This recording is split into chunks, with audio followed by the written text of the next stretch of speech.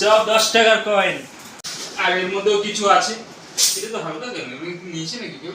কে নেবে? কি পাগল, আমি নিইনি। গাইস, আজকে এই ঘরটা ভাঙা হবে। আজকে এর মধ্যে কত টাকা আছে এই দেখো। সব 10 টাকার কয়েন। আজকেই ভেঙে গেছে ঘরটা। আজকে ভেঙে গেছে ঘরটা, তাই আজকে গোনা হবে যে এর মধ্যে কত টাকা আছে। তা চলো গোনা যাক। আর একটা তো আছে। মধ্যেও কিছু আছে। এটা তো হালকা কেন? নিচে নাকি কেউ? কে নেবে? কি পাগল, আমি নিইনি। একটা ঘর ছিল, এই ঘরটাও ভেঙে গেছে। গোনা হবে মামা। তো গাইস, এই কয়েনগুলো এখন গোনা হবে, গুনে দেখা যাক এটা কত টাকা হয়। ঠিক আছে, আমার আইডিয়া আছে 12,000 টাকার মতন হবে। আর ওর বইয়ের আইডিয়া কত হাজার? আমি 20 বলেছি। 20,000 টাকা। তা দেখা যাক এখানে কত টাকা হয়।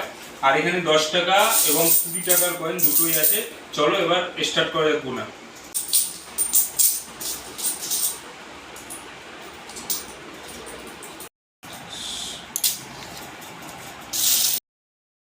আমাদের গোনা কমপ্লিট হয়ে গেছে।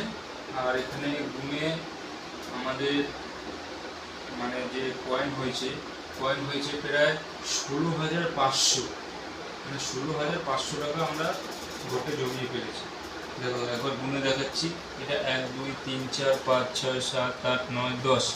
এখানে 10টা লাইন মানে 1,000। 100 করে আছে একটা 100 করে আছে।